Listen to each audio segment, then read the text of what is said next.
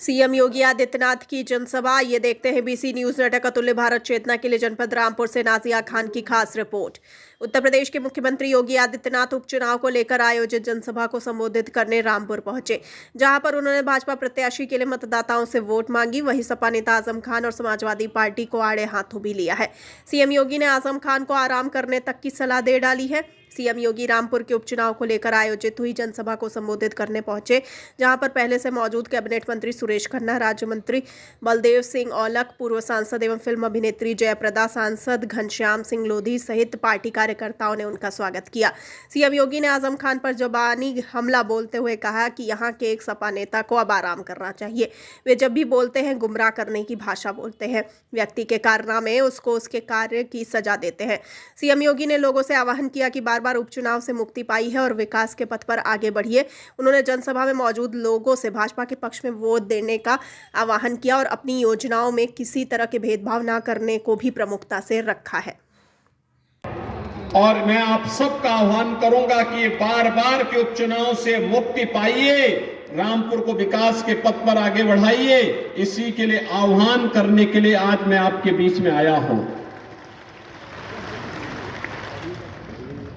आखिर क्या कारण है? रामपुर जिसकी अपनी एक पहचान थी, कभी राम गांव के नाम पर अपने प्राकृतिक सौंदर्य, प्राकृतिक संसाधन, जल संसाधन, अत्यंत उर्वरा भूमि, देश की आजादी की लड़ाई में अग्रणी भूमिका के साथ कार्य करने वाले, और कभी रामपुर के माध्यम से यहां के कारीगर, यहां के हस्तशिल्पियों के द्वारा, चाहे वह रामपुरी चाकू हो और चाहे वायलिन के माध्यम से, जरी जरदोजी के माध्यम से रामपुर को एक पहचान दिला करके वैश्विक पहचान दिलाने का कार्य हो। कौन वे लोग थे जिन्होंने रामपुर की इस पहचान को समाप्त किया? एक एक करके उसे इस पहचान से वंचित किया गया और रामपुर को चंद चेहरों के, अवसरवादी चेहरों के घरौदे में घिर करके अपने आप में तड़पता हुआ दिखाई दे रहा था।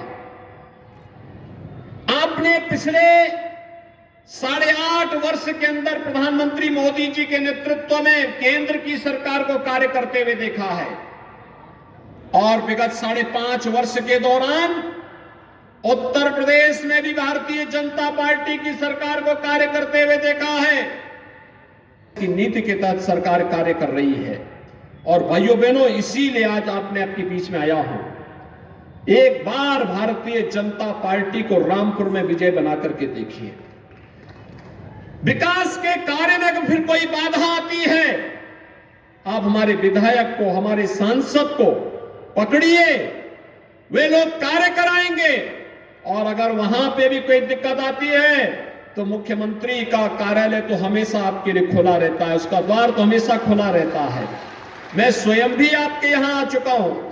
मैं लोकसभा चुनाव में भी आया था और लोकसभा चुनाव के बाद रामपुर वासियों के प्रति धन्यवाद ज्ञापित करने के लिए भी मैं आया था। जब आपने से घनश्याम सिंह लोधी को विजयी बना के भेजा, तब भी धन्यवाद देने के लिए मैं रामपुर में आया था। और भाइयों बहनों, इसीलिए आज एक बार फिर से मैं आपके बीच आया हूं आपसे कहने के लिए कि जब योजनाओं में भेदभाव नहीं, सुरक्षा सबको, योजनाओं का लाभ सबको, प्रदेश में इंफ्रास्ट्रक्चर डेवलपमेंट का कार्य समान रूप से हो रहा है, विकास और रोजगार के लिए हर नौजवान को, हर व्यक्ति को अवसर दिया जा रहा है, हर बहन बेटी को सुरक्षा का समान लाभ दिया जा रहा है, उनके स्वावलंबन और उनके सम्मान की रक्षा की जा रही है, तो फिर ये भेदभाव कैसा? भेदभाव सरकार नहीं करती है तो मेरी अपील होगी कि हमारे प्रत्याशी को वोट देने में भी भेदभाव नहीं होना चाहिए। हमारे प्रत्याशी को भी उसी भाव के साथ, उसी पवित्र भाव के साथ वोट मिलना चाहिए जिस पवित्र भाव के साथ सरकार ने, डबल इंजन सरकार ने आपकी सेवा की है। और इसीलिए मैं आया हूं आपके पास कहने के लिए, यह तो तय है कि सरकार उत्तर प्रदेश में बीजेपी की ही रहनी है। केंद्र में प्रधानमंत्री मोदी जी रहने हैं, लेकिन आपने सांसद जिता के भेजा, एक मैसेज गया कि रामपुर भी विकास के साथ जुड़ना चाहता है। विधायक चुनाव जिता करके भेजेंगे, एक मैसेज होगा, रामपुर अब उन अवसरवादी हाथों के खिलाफों का खिलौना नहीं बनेगा। योजनाओं का लाभ सबको, प्रदेश में इंफ्रास्ट्रक्चर डेवलपमेंट का कार्य समान रूप से हो रहा है। विकास और रोजगार के लिए हर नौजवान को, हर व्यक्ति को अवसर दिया जा रहा है। हर बहन बेटी को सुरक्षा का समान लाभ दिया जा रहा है। उनके स्वावलंबन और उनके सम्मान की रक्षा की जा रही है। तो फिर ये भेदभाव कैसा? भेदभाव सरकार नहीं करती है, तो मेरी अपील होगी कि हमारे प्रत्याशी को वोट देने में भी भेदभाव नहीं होना चाहिए। हमारे प्रत्याशी को भी उसी भाव के साथ, उसी पवित्र भाव के साथ वोट मिलना चाहिए जिस पवित्र भाव के साथ सरकार ने, डबल इंजन सरकार ने आपकी सेवा की है। और इसीलिए मैं आया हूं आपके पास कहने के लिए, यह तो तय है कि सरकार उत्तर प्रदेश में बीजेपी की ही रहनी है। केंद्र में प्रधानमंत्री मोदी जी रहने हैं, लेकिन आपने सांसद जिता के भेजा, एक मैसेज गया कि रामपुर भी विकास के साथ जुड़ना चाहता है।